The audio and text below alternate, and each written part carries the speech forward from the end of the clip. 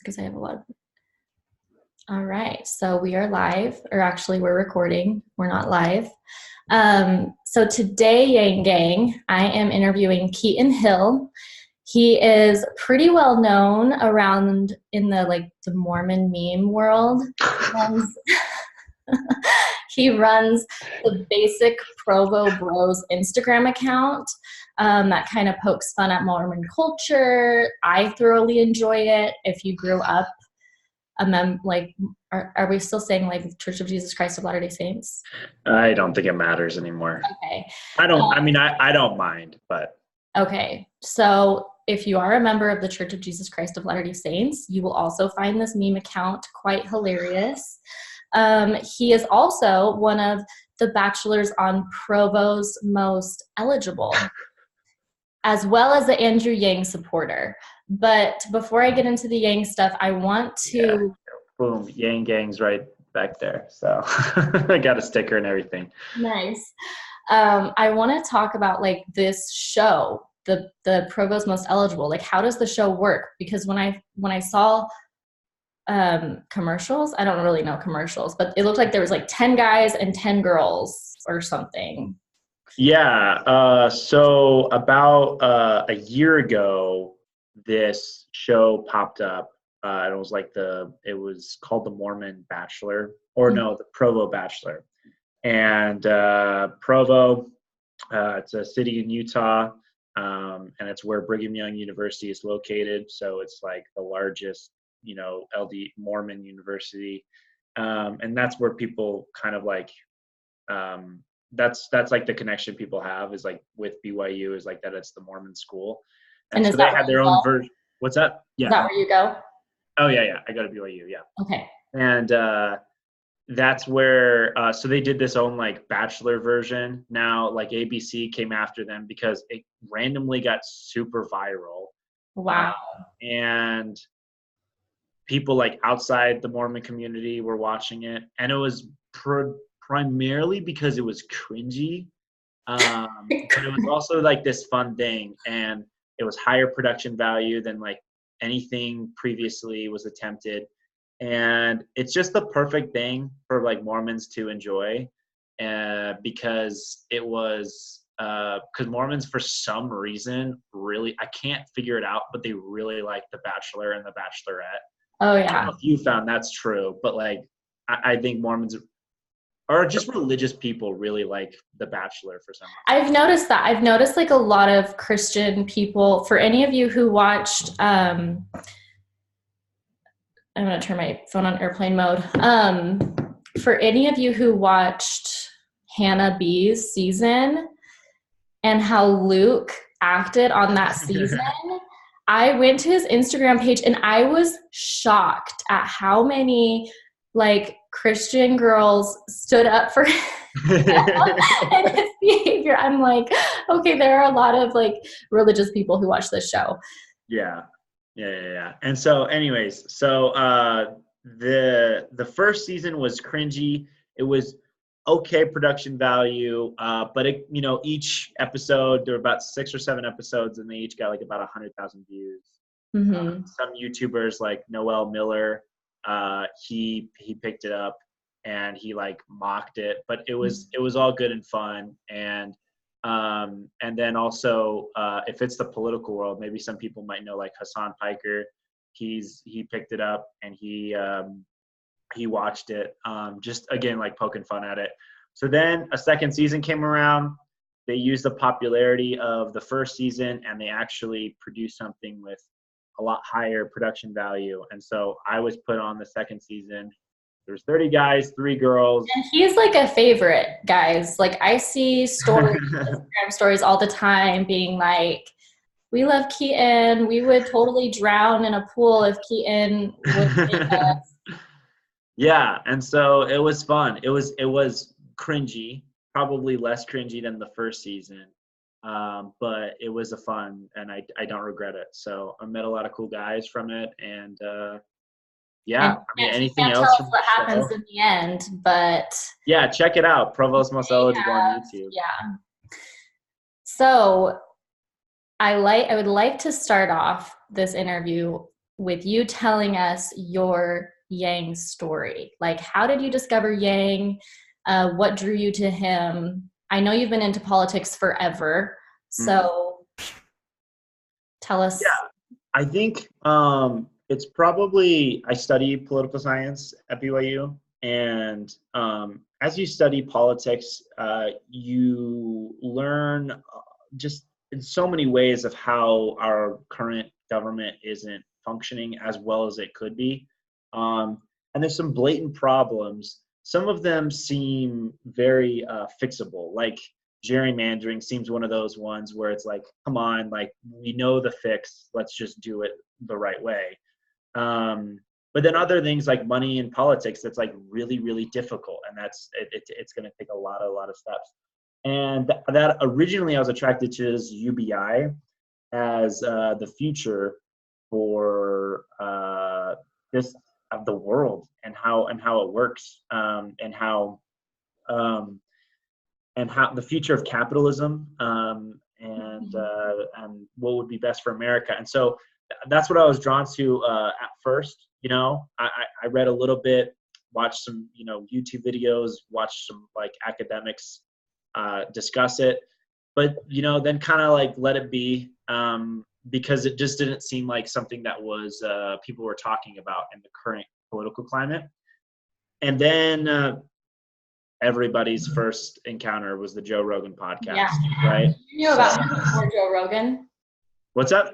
You knew about him before Joe Rogan? I mean, barely. I recall I follow somebody by the name of David Pakman, and he's really prominent in left-wing media, and he had Andrew Yang on. And I remember Andrew Yang was talking about UBI, and I remember that was one of my favorite episodes of the David Pakman show. But it wasn't until Joe Rogan came on where I made the connection, and I got really excited because like some poll came out where he was like polling at like 1%, and that was like, I remember that day I was like, okay, like I'm on it. Like I bought all the stuff, like I was on the Yang Gang train the whole way. So that's my story, I guess.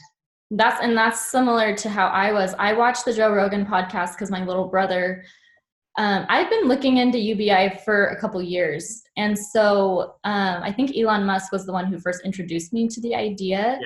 Yeah. And I was like, this would be like such a more efficient system. And there's a lot of other reasons. I wasn't even tying like technology to it at the time. But so my little brother, he knew that I was a big UBI fan, and he asked me if I had watched the Joe Rogan with Andrew Yang, and I said no, I'd never heard of Andrew Yang. I think I watched the Joe Rogan interview twice in one day and then donated to his campaign that night. Yeah. And that's how much like his message resonated with me. And it was like I liked Yang just as a person too. It was like I didn't really care if I agreed with him on every single little thing. It was like I like him as a person, and I like that he thinks deeply about issues instead of just. Well, yeah, and one of the things I was going to say is more than just UBI. He says a lot of stuff that I've always like thought in my mind. Yeah. But some of them are just like little tiny things. Like anytime I have to use a penny, and this is just my political science brain, I think to myself, this is dumb. We need to get rid of the penny. Yeah. And what's on his platform? Getting rid of the penny. Like just like little stuff like that. That we can take care of in like make a lot of sense. What about paying collegiate athletes? Oh yeah. Oh, well, absolutely. Yeah.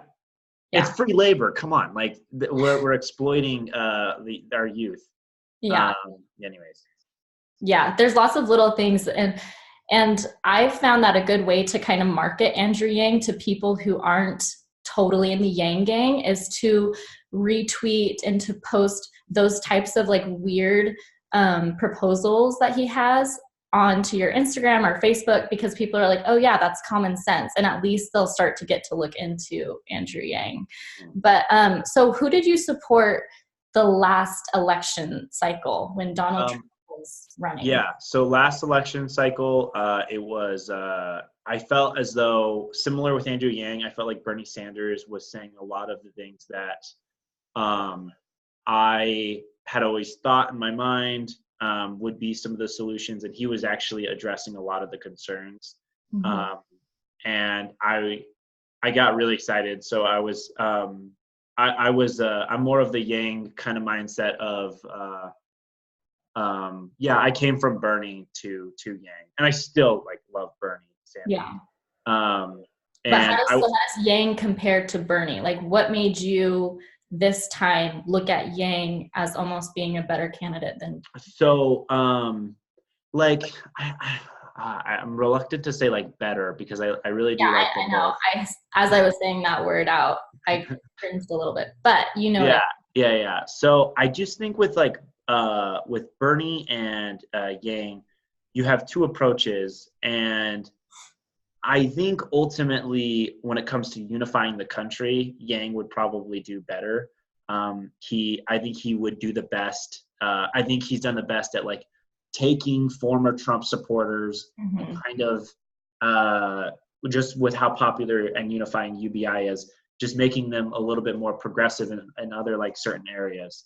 And so I think he does a little bit better with that, as well as I think there's the same goal, right? A safety net, and we want freedom of equality of opportunity. That's both what Bernie Sanders wants, and I think that's what Andrew Yang wants. And I think they're the two best candidates at producing equality of opportunity for the poor and like the middle class. But I think with like Yang, there's a lot more free market elements Yes. that can help cultivate that. And I guess that's what I really like about Yang, is once it's all like begun, I'm very confident a lot of conservatives would get on board with UBI, as a lot already have. So that's probably it. Yeah. And as I said, I'm more of like a Yang fan. I have not been into politics since this point, and so you probably have a better knowledge in terms of the depth of Bernie's proposals and everything. But just on a surface level, from what I've learned about Bernie through Yang's campaign, there's a lot of things that I have problems with in terms of like using the $15 minimum wage, as opposed, like there was a tweet that someone said that basically was at Bernie supporters. They're like, would you support a UBI if it was added to a $15 minimum wage? And they were like, no. And I'm like, why not? Like a universal basic income would help the people, is a way to kind of help the people who are stay-at-home moms, the people who can't work, the people who are older. It just seems like a better way to help the poor than a $15 minimum wage. And so for issues like that, and then also the federal jobs guarantee, I just feel like Yang has a little more trust in the people. Like, he always says people are smart, they know how to best help themselves, whereas Bernie's approach is a little more controlling. I think the number one thing I would say is autonomy. When it comes to that, this is my critique of the current like capitalism that we have in the US, is it seems as though the free market is free for the middle class, upper middle class, and the wealthy. But it doesn't seem like it's free for, the bottom 50% of the country. You are restricted to your job, and people don't think they think irrationally when they're in survival mode. And I think with UBI having $1,000 a month, people will have like the autonomy, and they'll be more freer of thinkers. They won't feel like they're restricted to their $9 an hour job at Walmart. They'll be able to have more of a clearer mind. They'll realize, hey, I'm getting screwed. I have this safety net. It's not going to last forever, but I can at least go a month with this safety net. Mm-hmm. So you know what? Screw you. You're paying me $9 an hour. I'm going to go to this other place, and they're going to pay me $13 an hour. I think that's what's great about Andrew Yang is people will feel one critique is people say, well, wages will go down because people will know like people have like the UBI, and so they'll try to like pay people less, and that's, I think, completely like garbage. It's People almost will have, opposite of the truth. yeah, people like, just the fact, like, how often do people actually say to their bosses, like, I will quit unless you meet this like standard for me, or like this salary? People are so scared to lose their jobs because that's like, they're in survival mode. 40 to 50% of this country just needs to like survive to the next paycheck. So anyways, I just think with like Yang, I just love the fact it's liberating that bottom 50% of the country, and they can participate. And you know what? They can start a new business. They can be an entrepreneur. They can kind of create their own path. And so that's probably, yeah, I guess why I might support Yang as well more than Bernie in that sense. But yeah, and I think you're right. Like, people, if they have $1,000 a month coming in, they're not going to be like completely desperate anymore. So if anything, it would make businesses have to compete amongst each other with how well they're treating their employees, because now people can be picky, and they can choose who they want to work for. mm-hmm. Okay, so I want to kind of move on to like the Mormon culture. Sure. I consider Keaton to be kind of an anomaly in this culture, because for any of those who have grown up in the culture, or are still active in the culture, they know that LDS people are very conservative. Do you think that's a safe statement? Yeah, it's a safe statement. Just using Utah as like a model, about 60% of Utah is Mormon, or reports being like an active Mormon. Mm-hmm. We have 4 representatives, and only one of them is a Democrat. So, and about like 15 to 20% of like people that report as actively Mormon do report that they're registered Democrats. This is Americans though, so I mean it depends on like where you go outside the country as well. But yeah. So an anomaly, like, no, I would say I'm very outspoken, so that might make me more of an anomaly. But there's a lot of like secret liberals out there in the church. Closeted liberal Mormons. Oh yeah. So how did you personally kind of break free of that political ideology that is embedded in the church? Or like, what events took place to kind of that led you down the rabbit hole, so to speak? Yeah, I guess in my household, I recall elections. I think I remember barely the '04 election, and I was talking to my parents, and they said I think my mom voted for Bush, my dad voted for Kerry, and so I grew up in a household where like it was an option, like it wasn't one way or the highway. I didn't grasp the Republican. If you're in the church, you should be a Republican. I didn't get that until I remember Obama came out, and I was interested. In elementary school, we learned about like the civil rights movement. I thought it was the coolest thing. Like, a black person could be president. Like, I was excited, and so I was initially interested in Obama, and then that was like met with a surprising amount of vitriol. Yeah, and I was like, wow, like, what's going on? So ultimately, the story is I did my own research. I found that I liked Obama more than McCain. And from then on, I stopped trusting kind of like whatever the culture said. I was just going to like do my thing. And my parents always helped, because like they were always a little bit more progressive. Like, my mom was very like socially progressive. She is very immigrant friendly. My dad worked for the county, and he was an accountant, so he was always like fiscally liberal. Mm-hmm. I think I grew up with parents a little bit more open-minded than most in the church. Yeah, because I mean, I would say I grew up in a household where it was very much Democrats evil type of thing. And so it took me until my early to mid 20s to even be open to a whole other political party. Mm-hmm. Do you think that, and you kind of mentioned this earlier, do you think that the culture is changing or has changed since maybe you and I grew up within? I think that there's probably culturally, lately, there's been maybe a few responses to like the Trump agenda.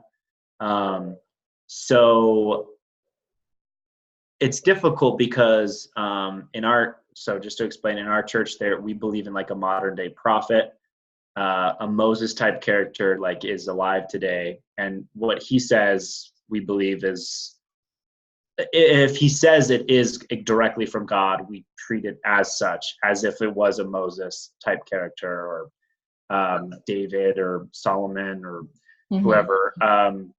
We treat it like they're saying it. And so most of the time they release policy, so he's not saying like, thus saith the Lord. But right now we have a prophet, and his name's like Russell M. Nelson, and he's been kind of forced to respond to a lot of Trump rhetoric.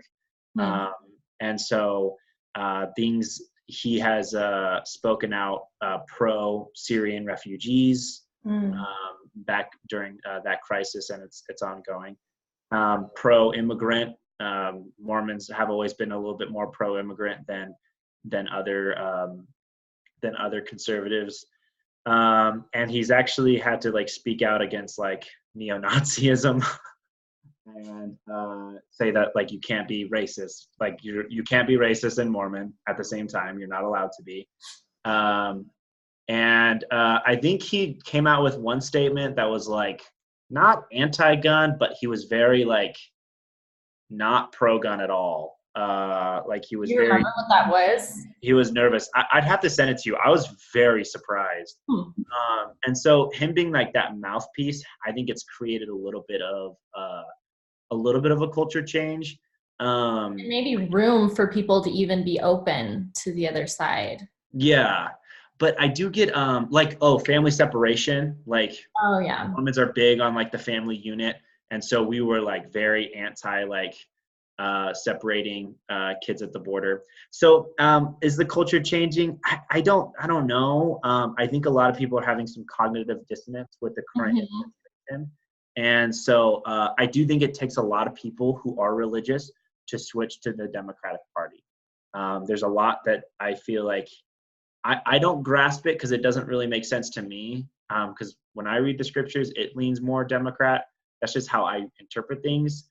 But a lot of Mormons think, oh, my church is predominantly Republican, therefore I should be a Republican. And if I am not, I'm doing something that's going against or contradictory, whether or not the church says they're politically neutral. So yeah, and I think that's an interesting predicament that not only Mormon people are in, but like the Christian culture in general, with having Donald Trump as the president.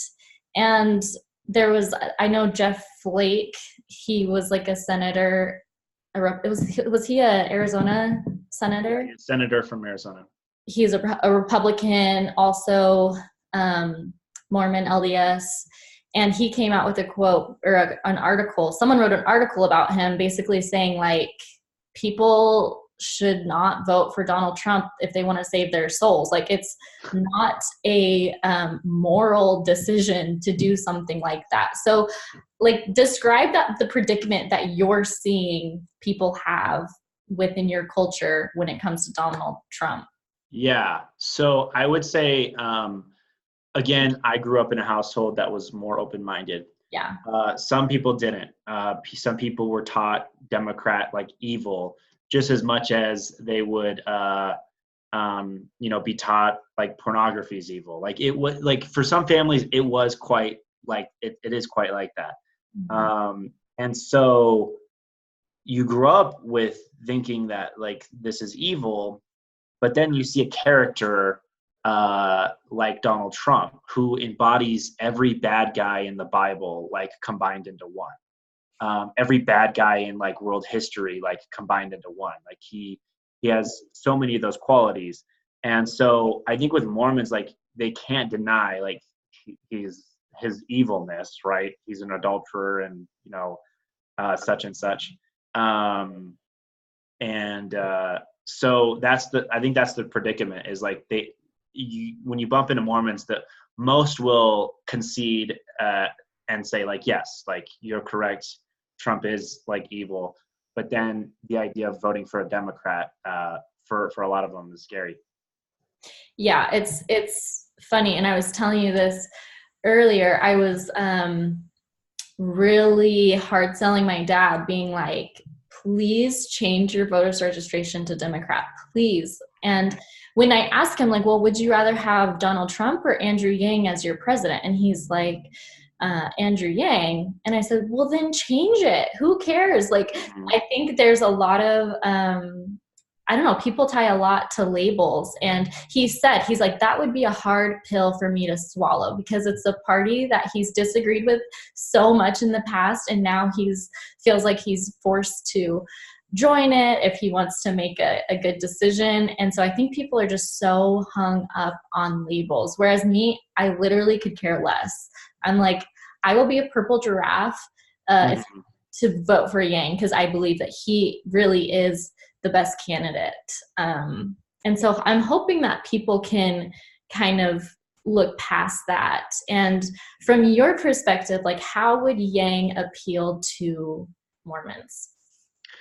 I would say Mormons specifically. Well, I would say maybe that just the community mindset, the idea of like more collectivism, and in the church there's like the love thy neighbor aspect, and but we're also taught to be like very like responsible in every aspect of our lives. So care for thy neighbor, but also be responsible. I think that's where UBI can like be really helpful. And so it liberates those who are down, but it doesn't stop them from having to be responsible. And so that, and then we could just open the New Testament, and then let's Jesus and his like response to the rich. Let's look at Jeff Bezos. Let's look at like Amazon, and let's look at how much they paid in taxes. Like that is like Jesus in I think Matthew, he clearly would not approve of Bezos type characters, or what's going on with like Facebook, or he clearly would not approve of that. And so I think that's where maybe some Mormons can get on board. But yeah, I don't know if that's the answer you wanted, but no, I think it's great. I think for me, I grew up in the church. I don't go to church anymore, but one thing that I have found that is very similar to the church with the Yang Gang is the sense of community. Like, we are so close and so respectful towards each other. It's a lot of different people coming together. You have ex-Bernie supporters, ex-Trump supporters, people who have never been into politics before. So we've kind of had to learn how to be with each other, and I don't like saying deal with each other, but just converse with each other in a respectful way. And it's just funny. The closeness reminds me of like that type of community that someone in the church grows up with, because the church, the Mormon community is so close knit and like has your back. And it's that same type of feeling. Another thing that I watched like a TED Talk today. Can I say real quick one thing I forgot to mention? Sorry, I had to like type it or I'd forget it. I would say I have noticed out of all the Democratic nominees, Yang has a ton of support on BYU's campus. Really? And so I would just credit that to like, I think he's a good gateway drug to more Democratic policies. Just UBI. Just in general. So I would say a lot of conservatives I talk to, I ask them who their number one choice would be if they had to choose a Democrat. Often it's Yang. Tulsi Gabbard is also mentioned a lot, but and then I'm with BYU Democrats, and I would say though, it does seem to be a lot of men that are saying, like, with BYU Democrats that are saying they support Yang. So I wonder where maybe women are more attracted to Warren for whatever type reasons. But I am noticing that at BYU's campus. So I wonder. Yeah, I plan on making a video soon about why Andrew Yang is the best choice for women. I don't know why he doesn't have as much support. I wonder if it's because he gained popularity on like Reddit and YouTube, which are predominantly male social platforms. Maybe it's because he's really data driven. Who knows? But yeah, I mean, I can't support as cool as it would be having a woman president. I just have to go with the person who has the best policies for women. If UBI would be good for women, just women that are in an abusive relationship. How many of them just can't leave their partner because they wouldn't have any money if they did leave that abusive partner? That, and then also like the Black community and such. I think UBI is just good for any minority group. Yeah. Well, it's recognizing like the work that women do already. Like they're the moms. Some of them are stay-home moms. Some of them are single moms having to work 2 or 3 jobs. And a lot of the times they're working that second or third job just so they can bring in another $500 or $700. If they had $1,000 coming in every month, they could quit that second or third job, spend more time with their kids. And as a society, that's something that we should be encouraging. And that's why I am against like the minimum wage, raising the minimum wage as a solution, or the federal jobs guarantee. It's like I think Americans are so obsessed with tying our worth to the work that actually benefits GDP, when there's so much work being done, volunteerism, being a mom, caregiving. It's like we need to start recognizing that as a society. Yeah, and it's a huge snowball effect. Like, when a mother is at home or a father is at home, that produces less crime. Believe it or not, what's one of the highest like economic stress is a huge indicator of whether or not like the likelihood of a marriage actually working out. Okay, you take that away, maybe relationships will be more loving, and then like it's just this huge snowball. Then like kids will have a better like upbringing, and they'll commit less crime, and we're saving money because we're committing less crime. Better society, huge snowball. Yeah, and that's actually something, that I was watching this TED Talk today, and it was this, I wish I could remember his name, but I'll put the link in the description below, because everyone should watch this TED Talk. It was a man in Utah who was tasked with helping figure out like the homelessness crisis. And have you heard about this? He was able to reduce homelessness by 91%. It was called the Housing First approach. And basically they found out that they were spending so much money on emergency room services, on jail, services for the homeless, than just if they were to just house them themselves.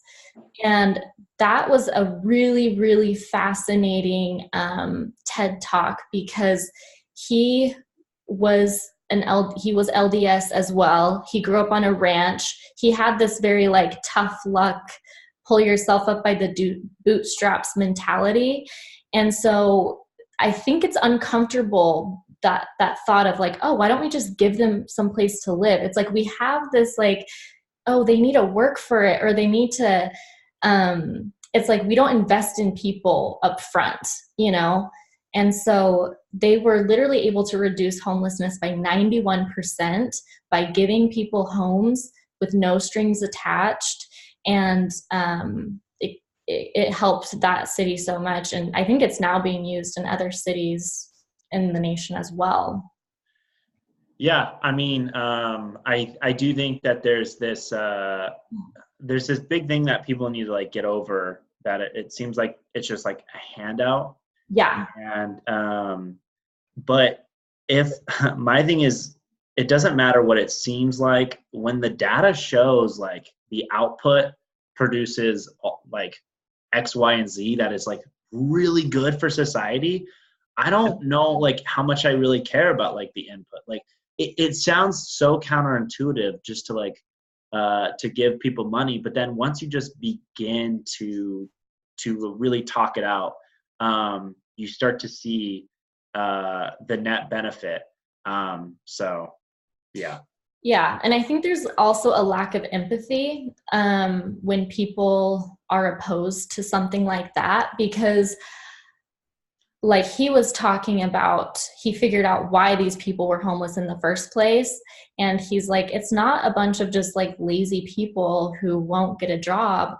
Sometimes it's children who have been brought up, their parents have who have been raised, and their parents have got them hooked on drugs as young as 6 or 7 years old, and now they're being like prostituted by their parents. It's just like these kids are not like they were not dealt a good hand. And so to tell a person like, you need to just figure it out, you need to get a job, you need to pull yourself up by the bootstraps, it's a very like unempathetic way to look at the problem when you actually figure out why these people are homeless in the first place. Mm-hmm. Yeah, and I think that's why you have so many minority groups represented in the Democratic Party. I think there's a reason, like, it's mostly women, mostly Black, mostly gay, etc. And that's because there's something about being part of these groups that they understand that tough love mentality doesn't answer the questions or answer anything for their like particular group. And so, and I just think UBI is probably one of the best pieces of legislation that we could put forward as Democrats. Especially when you look at like how much waste goes into welfare. It just seems like UBI is such a straightforward. It would eliminate the stigma issue. Yeah, absolutely. And so another policy of Andrew Yang's that seems very counterintuitive, but when you look into the data and when you look into the results, you find that it's like, wow, this actually works, is his decriminalization of drugs. Yeah. Have you? Absolutely.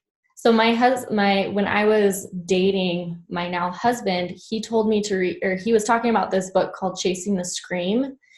And basically the author, his brother, was a drug addict and then ended up passing away from an overdose.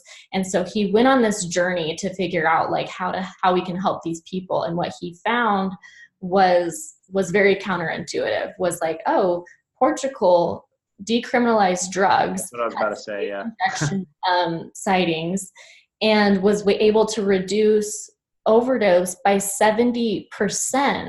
And there was this Forbes article that I saw yesterday. It wasn't published yesterday, but I saw the article, and it was like something like Portugal's wildly or like crazy drug policy is working. Why is no one following suit? Like, why is no one copying this?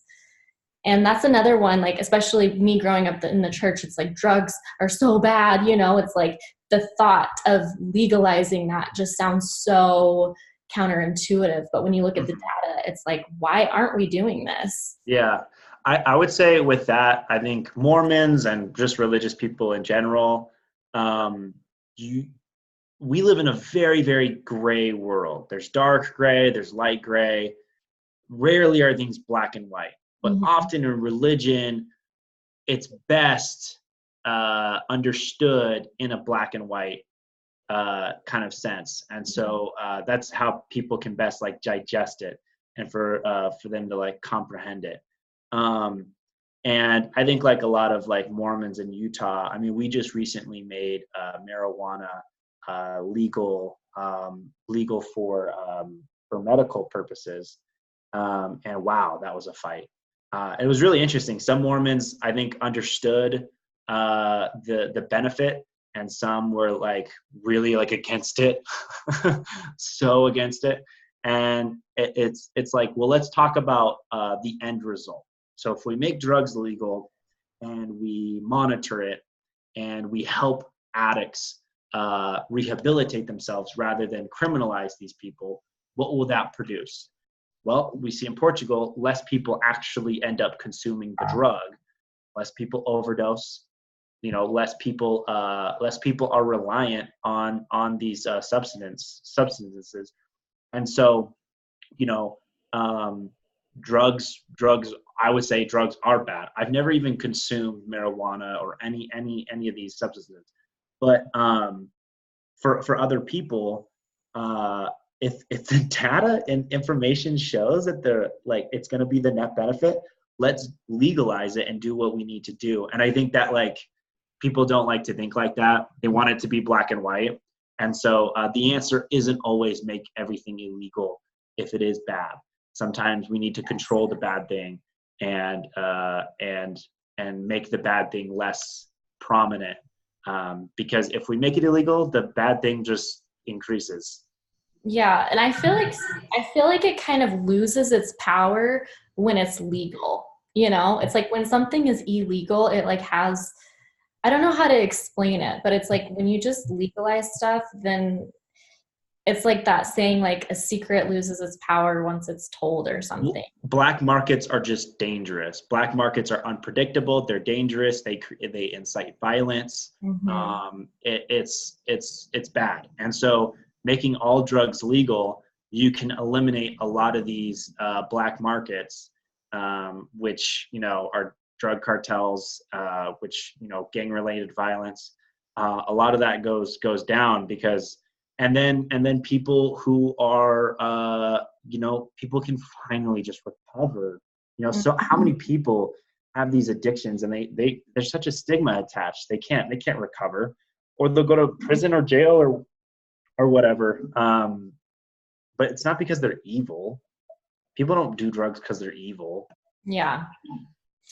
Yeah. So I'm curious. In Arizona, we are like a closed primary state, which means you have to be a Democrat in order to vote for Andrew Yang. Is Utah the same? Yeah, let me just double check. But yeah, I think Utah is open primary. So people don't have to change their voters registration to No, I don't believe so. That's awesome. Let me just make sure it's an open I know it's a caucus state. Hold on.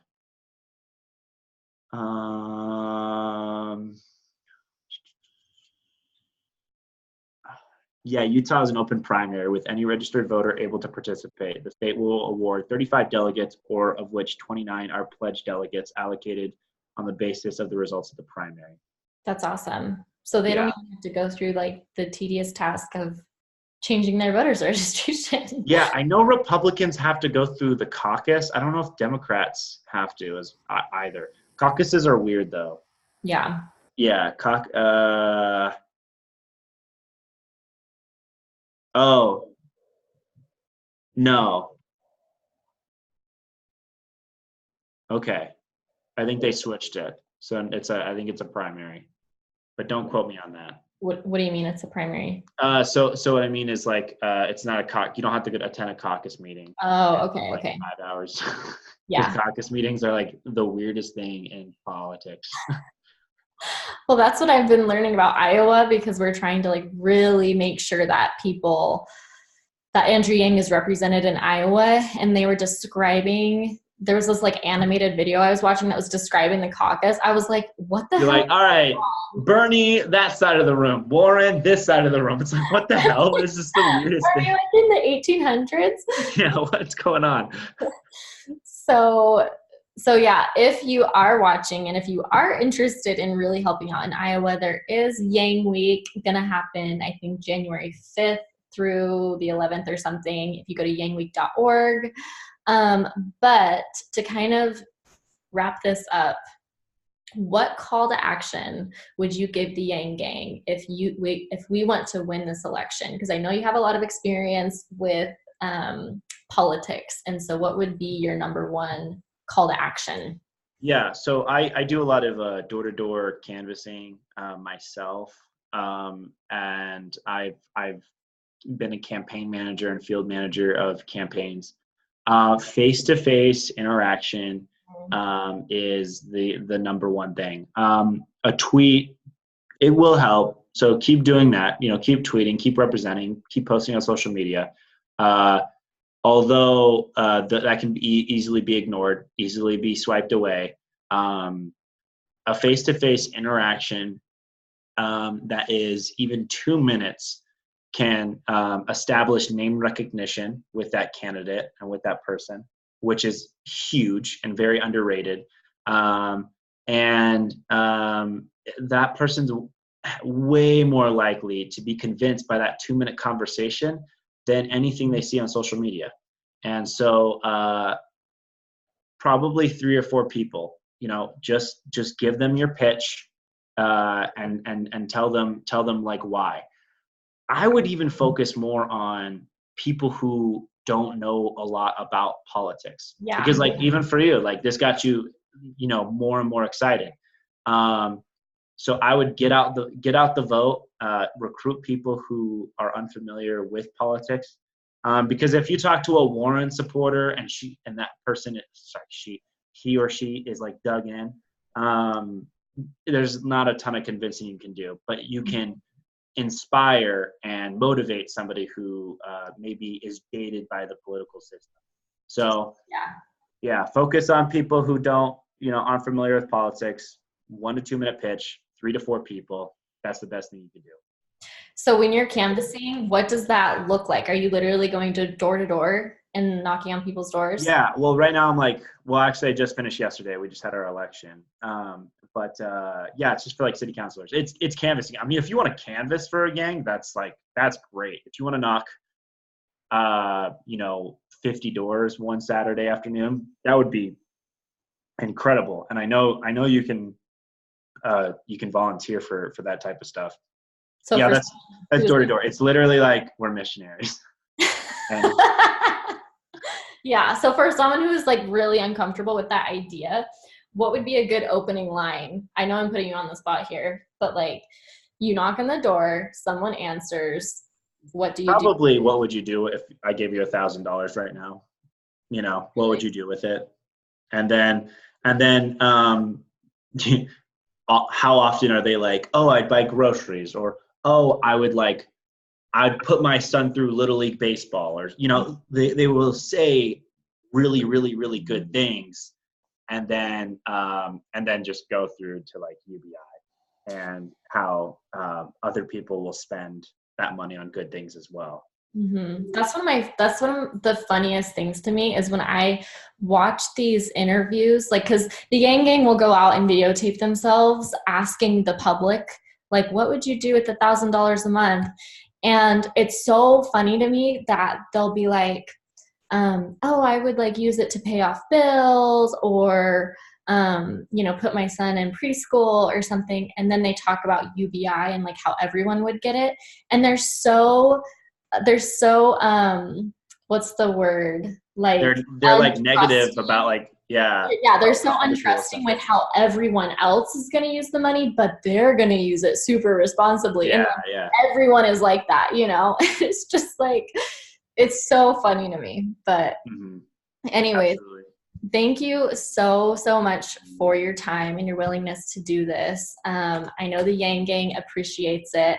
And apparently a lot of like BYU people are already on the Yang Gang. So if you are, please like speak up and talk to people and let people know who he is, because I really do believe that he is the best candidate for our country right now. So any last words?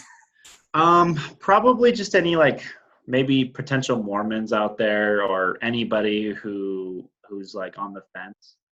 We have a president right now who it's really tough to like quantify and like say and he's a danger because of his his confidence and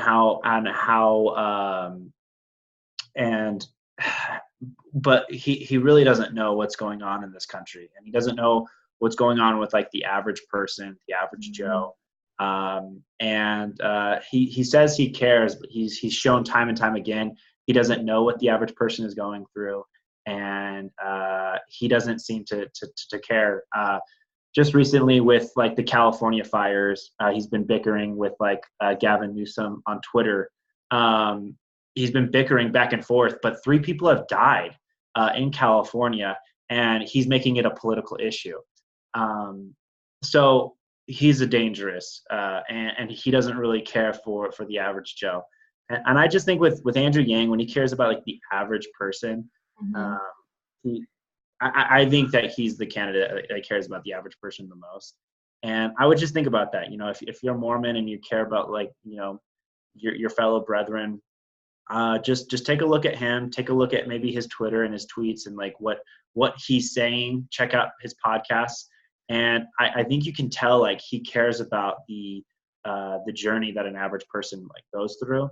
And I think he can produce the most good for that average person, which in turn will be the best good for the country. And so if you don't want to see the evil person, Donald Trump, elected again, but you're scared to vote for your first Democrat, I would consider checking out Andrew Yang as that first Democrat you vote for. Totally. He has solutions that will actually touch people's lives, not just, you know, there's so many like solutions and proposals that politicians have had in the past. And like, I don't notice my life being any different, you know, but the UBI is a solution that would dramatically change the lives of millions of people in America. So thanks again, and we'll talk to you later, Yang Gang. Bye. Thank you for having me. Bye. Bye.